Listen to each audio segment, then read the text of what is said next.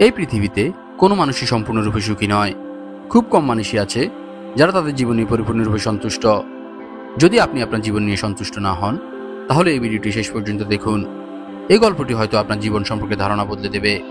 বন্ধুরা, ভিডিওটি ভালো লাগলে চ্যানেলটি সাবস্ক্রাইব করতে ভুলবেন না এবং পরবর্তী ভিডিওগুলো সবার আগে পেতে বেল আইকনটিতে ক্লিক করে রাখতে পারেন। একটি কাক তার জীবন নিয়ে খুবই অসন্তুষ্ট ছিল। একদিন সে একটি গাছের ডালে বসে কাঁদতে শুরু করে। গাছের নিচে একজন সন্ন্যাসী বসেছিলেন। ঠিক তখনই কাকের কান্নার এক ফোঁটা অশ্রু সন্ন্যাসীর গালে গড়িয়ে পড়ল। সন্ন্যাসী মাথা তুলে দেখলেন একটি কাক কাঁদছে। সন্ন্যাসী কাকটির কাছে তার কান্নার কারণ জানতে চাইলেন। কাকটি বলল, আমি আমার জীবন নিয়ে খুবই বিরক্ত। কেউ আমাকে ভালোবাসে না। মানুষ আমাকে অপমান করে তাড়িয়ে দেয় এবং কিছুই খেতে দেয় না। সবাই আমাকে ঘৃণা করে। এমন জীবনের চেয়ে মৃত্যুই ভালো। কাকের কথা শুনে সন্ন্যাসীর হৃদয় করুণায় ভরে গেল।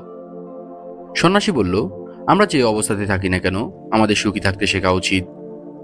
কিন্তু কাক সন্ন্যাসীর কথা বুঝতে পারল না এবং কাঁদতে থাকল। সন্ন্যাসী বলল, মন খারাপ করো না, বলো তুমি কি হতে চাও। আমি আমার মন্ত্র দিয়ে তোমাকে সেটা বানাতে পারি। কাক খুশি হয়ে বলল, ওহ ধন্যবাদ। যদি আপনি আমার একটা উপকারী করতে চান, তাহলে দয়া করে আমাকে রাজহাঁস বানিয়ে দিন। সন্ন্যাসী বলল, ঠিক আছে, আমি তোমাকে রাজহাঁসই বানাবো। কিন্তু আগে একটা রাজহাঁসের কাছে যাও এবং জিজ্ঞেস করো সে তার জীবন নিয়ে সুখী কিনা। আর ততক্ষণ পর্যন্ত আমি তোমার জন্য এখানে অপেক্ষা করব। কাকটি খুশি হয়ে উড়ে গেল একটি রাজহাঁসের সাথে দেখা করতে। রাজহাঁসটি পুকুরে সাঁতার কাটছিল।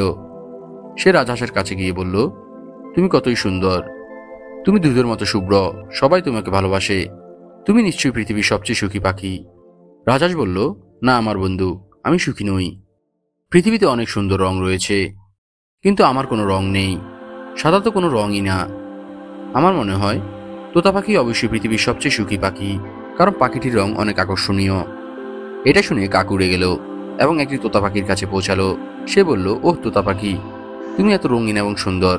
তুমি নিশ্চয়ই পৃথিবীর সবচেয়ে সুখী পাখি। তোতা পাখিটি বলল, না আমার বন্ধু, আমি সুখী নই।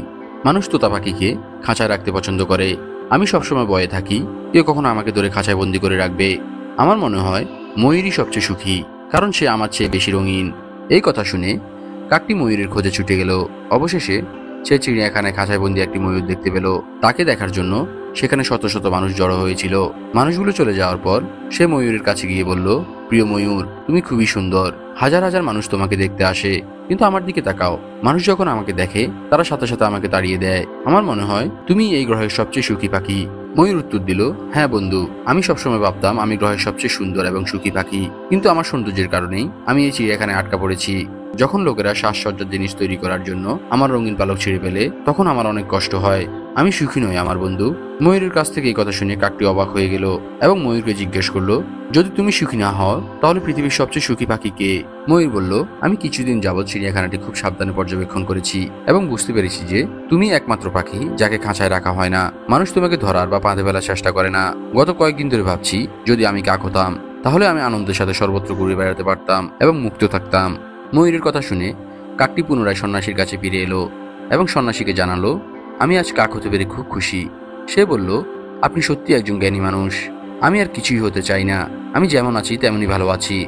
সন্ন্যাসী বলল, আমাদের জীবনে আমরা প্রায়শই অন্যদের সাথে অপ্রয়োজনীয় তুলনা করে দুঃখিত হই এবং নিজেদেরকে অভিশাপ দিই। এর ফলে এক দুষ্ট চক্র তৈরি হয়, যা জীবনে অসুখী হওয়ার অন্যতম কারণ। তোমার কি নেই তা দেখার পরিবর্তে তোমার যা আছে তা নিয়ে সুখী থাকতে শেখা উচিত। এমন কেউ থাকবে যার তোমার চেয়ে কম বা বেশি আছে। তুমি যদি নিজেকে অন্যদের সাথে তুলনা করতে থাকো, তাহলে তুমি কখনোই সুখী হতে পারবে না। যে ব্যক্তি তার যা আছে তা নিয়ে সন্তুষ্ট, সে পৃথিবীর সবচেয়ে সুখী ব্যক্তি। জীবনে কারোর সাথে নিজেকে তুলনা করো না। যদি তুমি তা করো, তাহলে তুমি হবে পৃথিবীর সবচেয়ে দুঃখী ব্যক্তি।